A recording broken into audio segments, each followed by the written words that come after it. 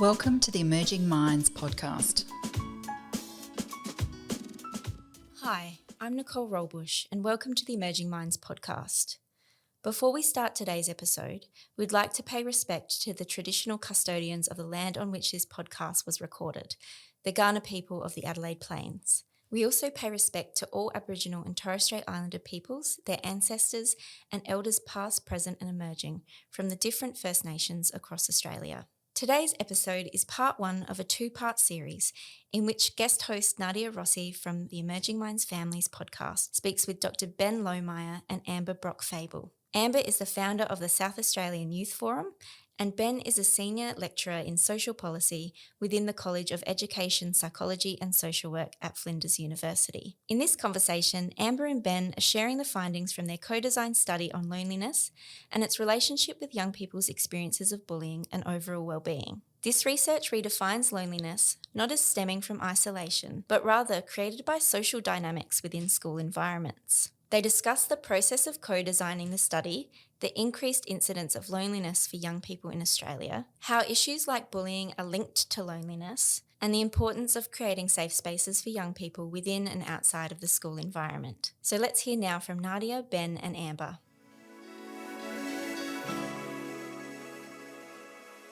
Ben and Amber, thank you so much for joining us today. I'm really looking forward to this chat and I'm so happy we've been able to have you both with us today to kind of talk about this really important topic. Ben, you are joining us to talk about your research into youth loneliness and bullying, which led you to co-design a paper with Amber and the SA Youth Forum on this topic. So can you tell us a bit about your background and what led you to this work? No worries. So I started out my career in youth work, mostly working in around schools, but also in some alternative accommodation settings for young people wanting the guardianship, those sort of spaces. And that was really enjoyable. I really valued that as a starting place for my career and continues to be something I'm very passionate about. I got to a point in my career, though, where I kind of wanted to do a bit more around the evidence base for the practice we're doing. I kind of wanted to see if we could learn a bit more and evidence the kind of things that we were doing. So I just studied a PhD in sociology. And so now that shapes the way I think about problems like loneliness and bullying. And so I have been working at Flinders for the last 5 years and working on a few different research projects. I'm very, very lucky to work in partnership with the SA Youth Forum and Amber, and we can tell a bit of the story about how this project came about. This project is fairly unique, particularly from my experience, as the level of young people's participation and really leadership in the project. You know, it's got a genuine co-design to it.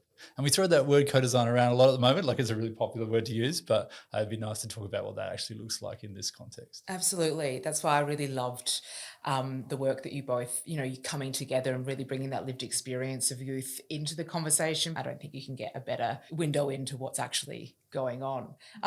Amber, so if we can talk about the Youth Forum as well. You founded the SA Youth Forum when you were 17 in 2021, which is very impressive. Can you tell us a bit about why you started the SA Youth Forum and how you came to co-design this study with Ben and Flinders University? Yeah, no worries. So like you said, I started it when I was 17. It sounds all impressive and whatnot, but it really was just a call out to young people I knew, mostly friends at school, to start meeting once a month on picnic blankets in the Adelaide parklands, because there's not a lot of community spaces out there that allow young people to just hang and meet, and I guess we were kicked out of the library for being a bit too loud. So started in 2022, our first program, and it was mainly from a passion of really wanting to get my voice heard as a 17-year-old, not being able to legally vote at the time, and coming out of COVID-19 as well, a lot of opportunities were really not there through my high school experience. I also moved schools, and a teacher really influenced my passion around social justice and social change. And I realized that there's a whole world out there that I can really make a difference in. And I also wanted to meet more young people as well. So the first program for 2022 was for 14 to 18-year-olds. And I'd put together these agendas based on topics that I thought were really impacting young people. And then would kind of just have a chat for 2 hours on these picnic blankets about each other's experiences, storytelling, views were challenged and reshaped. And along that first year, more young people rocked up, which was just absolutely phenomenal for me. 8 young people joined me in February 2022, and I just remembered that moment. I just thought I started a revolution or something. I was just so happy that young people joined. Mum had to keep donating more picnic blankets so everyone could have somewhere to sit. Yeah. And yeah, I guess I just thought that these conversations needed to go somewhere beyond the picnic blanket. So I started minuting these discussions that we were having. We also did some local research and gathering some more information from peers that couldn't join us on the picnic blankets, various reasons. And then we put together our first annual report with all these meeting minutes and stories in them. And we, I guess, marched into Parliament and presented it to politicians and MPs and also academics like Ben. And what surprised me the most when we presented it to Ben was, I guess, his unshakable commitment to actually doing something about the issues we presented. And one of them was about loneliness. And he was just committed to kind of looking into that topic a little bit more. So I guess that's how it's all started. 4 years later, we're still going, now with a bit more structure and an actual venue, which is great. And we've got another branch for our 18 to 24-year-olds and continuing this project with Ben. It's amazing. It's so great to hear how it has grown and continues to grow, and then how you came to meet Ben and you've really championed the work and the SA Youth Forum and are able to work together in this. I wanted to talk about the topic of bullying and loneliness and, the main focus of the paper and why, Ben, when you heard the SA Youth Forum talk about this, why it was such an important topic to you and to you, Amber, as well, but what made it such that you both wanted to be so involved in and take it forward? It's a good question. I think at the time when Amber and I first met, we were at a youth work conference. I invited Amber to come and speak on a panel that was talking about greening youth work, and we got chatting about some of the different topics that had come up in their discussion and their report. I was finishing up another project on loneliness around the time. I think we were just lucky enough to go, oh yeah, we're both kind of interested in this, and let's focus on that and see where it goes. That's quite distinct and unique in a practice as well as a research context, because even with great intentions to do youth voice and co-design, it's still often adults going, we should do youth voice and co-design. So it starts with these adults who want to do this project, and they may probably even have a topic in mind and say, oh, we should do it about this thing. And so co-design becomes part of that process. To have it start with a shared mutual interest is rare, I think, and a unique opportunity. So that was really cool. And then we initially thought, well, maybe we need some funding or something to do this. Of course, you can never find funding straight off the bat for anything, let alone something like, we're going to explore this vague area and see what we find.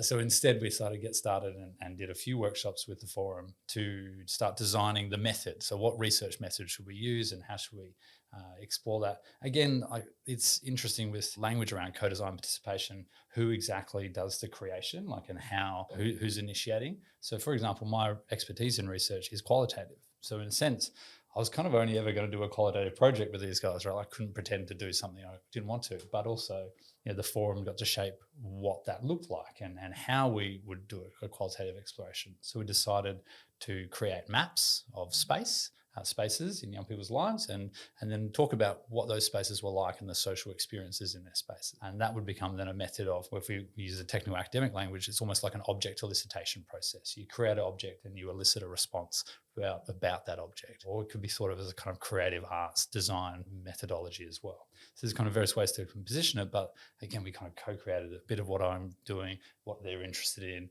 The conversation is where the kind of magic happens, if that makes sense. Yeah, and makes for such a robust kind of findings and result, I feel. Amber, did you have anything to add to that? Why the topic was so important to you and the forum? Yeah, totally. I think coming out of COVID-19 and I guess growing up in general, loneliness was really taboo and really stigmatized.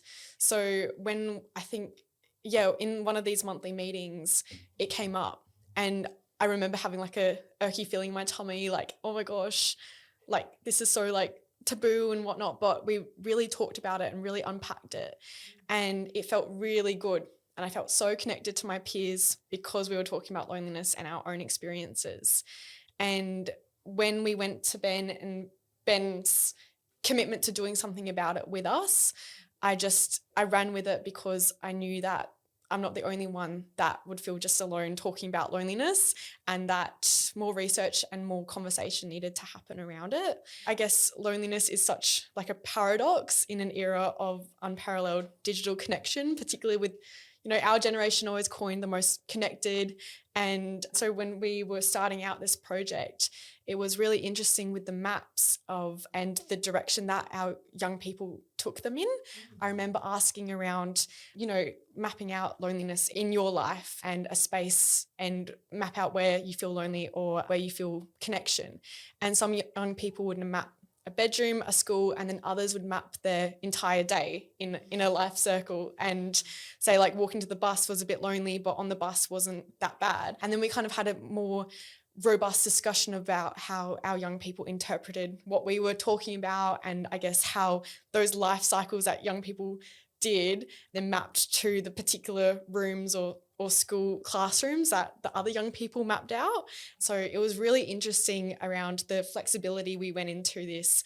And I think the whole project was built on not having any expectations at all and really just building it from the ground up. We really did it without any resources or funding or venue even, but just like the forum, it's grown into something that's remarkable. I find the mapping so interesting that you are able to show that some young people are having similar experiences and others are not, because I think being able to look back on it in a visual way and map it through can help young people reveal and understand how they are really feeling.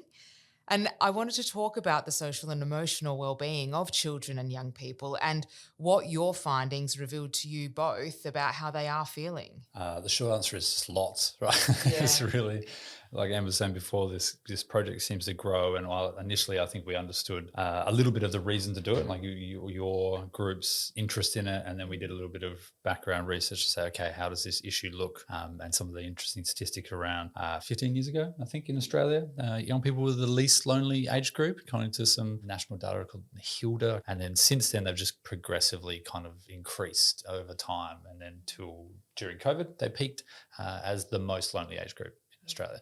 And it's dropped a little bit. There's some debate around, how to measure it and what the best measures are and where young people fit. But now there's a general consensus, it seems, in the literature that there's a U shape across life, and it starts with a little bit lonelier, and then you get less lonely over time. And then at the end of life, you get a little bit more lonely again. And we can think about maybe some of the reasons why that makes sense at the older stage of life. But I think this project is discovering the reasons why it's true in the earlier stages. Yeah, I think the world is moving in a direction of acknowledging loneliness. I mean, at the international level, the World Health Organization has declared it a global health priority.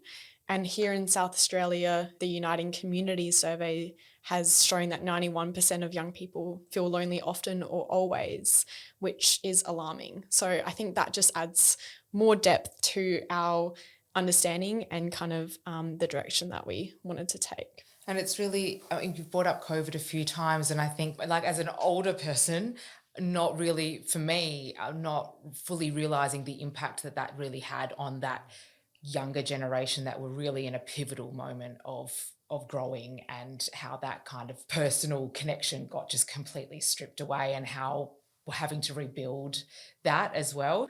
I wanted to move into the connection of loneliness and bullying, and what you can tell us about that and how they kind of connect with each other. This is one of the areas that was really interesting, I think, because there's an intuitive kind of connection there, right? Like you can imagine a lonely young person at school being bullied. And so there's kind of a logic to it.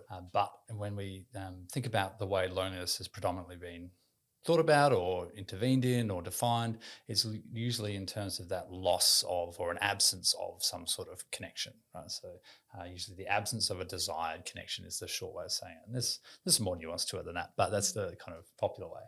Whereas this finding that we had in our project, as well as some work by a UK academic, his name is Kemming Yang, he was looking at a large kind of data set in the UK called the Millennium Cohort, and he sort of posed this idea that there was a connection in the data between young people who are feeling lonely and undesirable connections, which is kind of flipping this idea around, right? And rather than desiring more connections, there might be people who are present who you don't want to be around. So that's where we started thinking through our data, looking through this lens, and what we noticed is in our relatively small cohort that we did some work with, and this is qualitative exploratory work, but they talked about the presence of bullies and the presence of other unwanted people in their spaces that made them feel lonely, which is quite surprising. Like, you think it's not necessarily how we've been thinking about in the past.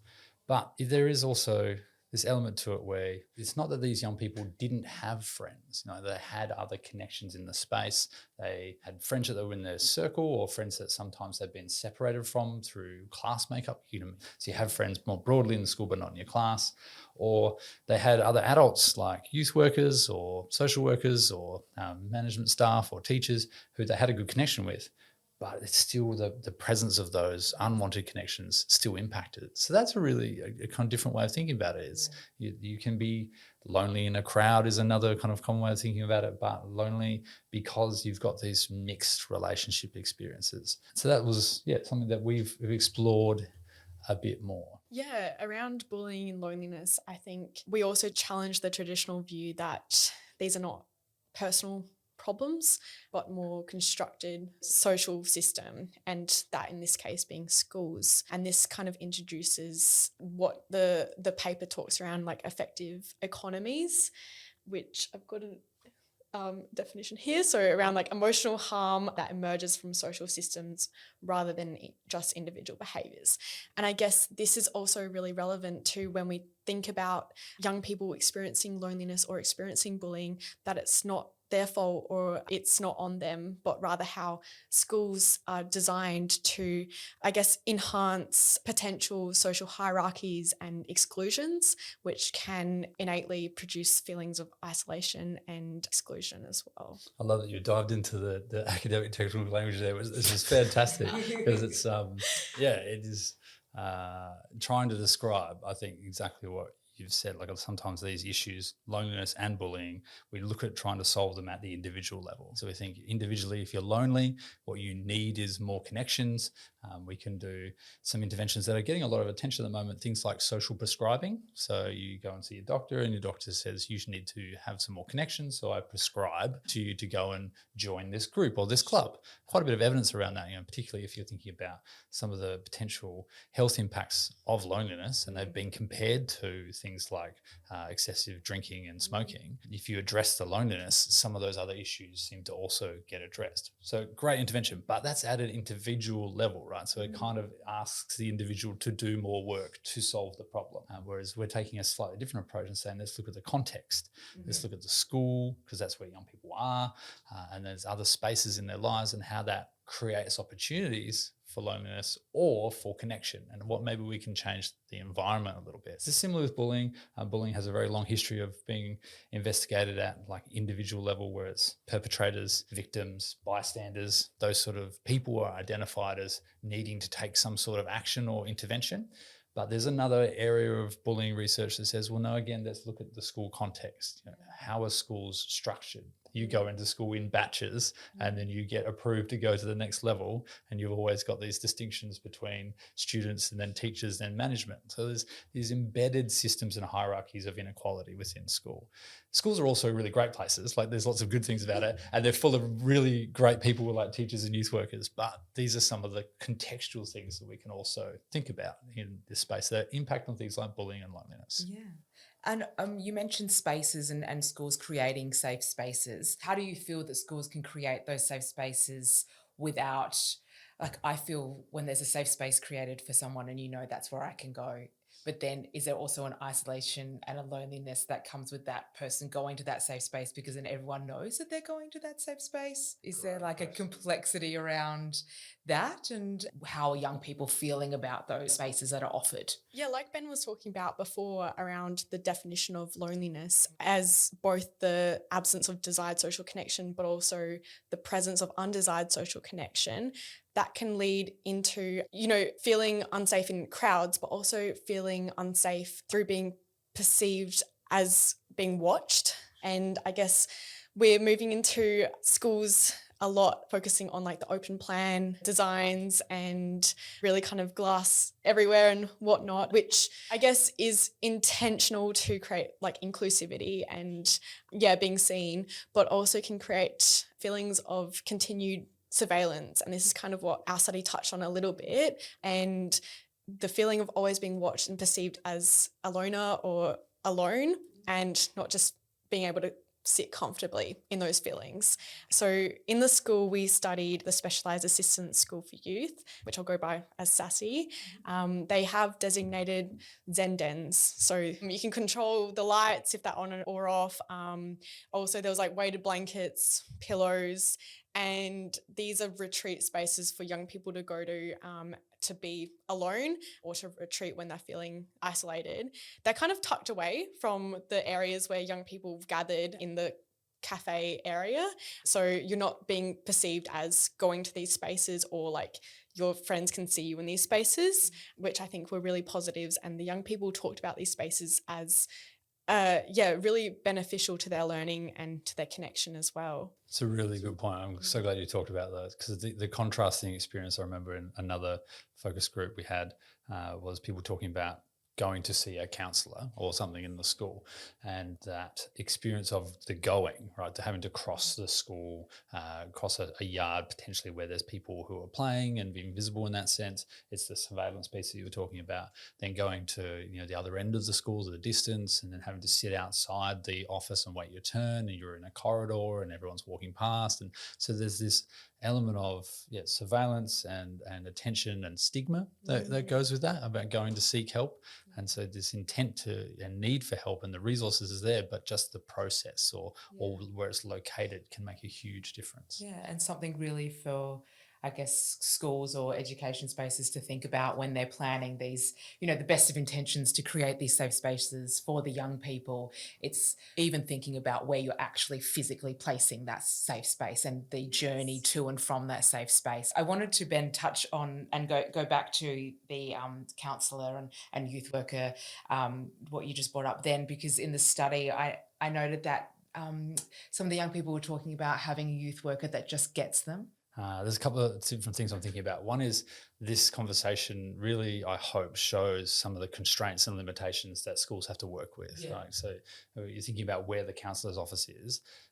That's a design thing, the layout of the school, and you may not be able to fix that really easily in a existing school layout. That's why we're really lucky to work with a school like SASSY, because they have a very unique space that they work in, and they've had the opportunity to kind of refurbish the space and make it particularly focus on those needs. But similarly, they've got a really important emphasis on well-being, as important as curriculum in their school. And so their school has really high ratios of youth work wellbeing staff to students, and so they again have really intentionally designed that, and then that's something that's about the system and the structure of the school, of the institution. And as a sociologist, that's what I'm really interested in. But that, I think, investment shows how important those relationships are, how wellbeing isn't just for learning, it's a thing for itself, right? Like we should value wellbeing, and to do that, you can give lots of investment and support for those young people. There's an idea in youth work training back when I was doing that, that you would think about the number of significant adults that a young person had in their lives. And there was a bit of kind of popular wisdom, than necessarily like evidence-based, would say, every young person should have 5 significant adults who think the world of them in their life, who no matter what their circumstance, they'll always have this kind of unconditional positive regard. Whether it's 5 or 4, I don't think it really matters, but that's that task of going, well, who are the significant adults that somebody has? And maybe parents, and if they're lucky, they might have 2 of those, and maybe some extended family. But that's where teachers or youth workers or a sports coach or somebody else in their community who's a significant adult is really important to have that unconditional positive regard for them. So yeah, it is really important. And that story in our paper does show that it offsets some of the negativity that comes with bullying and loneliness. That young person was talking about an experience where they recently were bullied and felt lonely as a result of that. But then there was this youth worker, and it's not like it fixes all the problems, but the young person said it definitely made life better. Yeah, 100%. I think there are really strong quotes in the paper, and there's a good juxtaposition there of the youth worker that gets me in an overall great human being, and then also not liking teachers at previous experiences that would talk down on me and I feel like a toddler. So I guess that relationship of seeing the young person as a person is really important. The relationship built on trust and honesty and respect, and that mutual trust and respect as well is really, really important for young people to build social connections with an adult, but also kind of build those skills to make good connections with their peers as well. I think we can all think back to school and being in that environment and having those people that kind of got you through the day. I wanted to touch on the social supports of a friendship circle and what can happen, or what young people are, how they're kind of processing a fallout of a friendship or feeling lonely within their own circle of friendships. So I guess I would think having a grown-up in their life, whether it's at the school or outside the school, to kind of be able to confide in and feel safe with is really beneficial in those kind of, scenarios. There is an idea, again, in youth work practice that the relationship is really central to the work that you do. Like, it is the purpose, but it's not in the purpose in the sense of that's the end of the conversation. I don't build a relationship with the young person just for that, but I build it so that they can then go and build other relationships. They've learned something through that process. They feel more equipped or feel more knowledge of themselves. And so it's the relationship that enables other relationships to happen. And so I think that makes kind of, again, a bit of intuitive sense for thinking about loneliness. There's if you're feeling isolated, there's evidence suggests that you can self-perpetuate. That if you feel lonely, then you're less likely to go and seek other relationships, and that continues. I think this is something we could explore a lot more, and I don't think our project has quite spoken to this yet, but I think it also makes sense that if we're thinking about unwanted relationships in the space, how do we counter that? We give spaces for retreat, which is what the Zen dens are, but maybe we also think about how we invest in the positive relationships in the space as well, so that they can, to some degree, counter that. And then thinking about that effective economy, the circulation of emotions in the space, emotions not felt just at an individual level, but as something that we share as a group. And there's some stories from our project where the young people would describe the difference between their previous schooling experience, and they would talk about the vibe or the feel of the new space they're in SASI in the school. And they just said it feels different here. It doesn't stop us feeling lonely, but it makes it easier. Like, it's some understanding that we're all on the same level. We understand that we have this sort of shared set of values or experiences and how we're going to deal with problems, and there's people around to help us with that, and so they've got this collective different experience of what they can do in school. So yeah, I think there's a big difference there, or potential. It's like being really intentional about the values of the space that we're in. Yeah, looking at like future work and the difference between this study at a school where I guess young people are kind of forced to be in this environment, compared to our research at youth centres where young people intentionally choose to go or not and spend a lot of time on a bus or riding their bike to get to these places, and the friends that they create from different parts of their community, different schools, different experiences, and they have their interest groups in music or sport at the youth centre, could be something we look at further as well, around the impact of friendships and different spaces for young people to feel belonging. And maybe just seeking out those spaces, or maybe listening if your young person's experiencing loneliness in their school environment, and where they're getting supports, but what can we look to in the outside environment, and what are those connections that can be built outside, and finding, accessible spaces for them as well. Well, we have to leave this conversation there for now.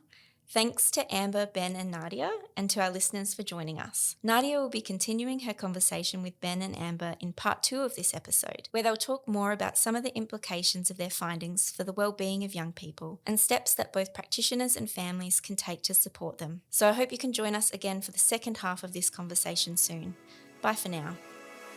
Visit our website today at emergingminds.com.au to access a range of resources to assist your practice.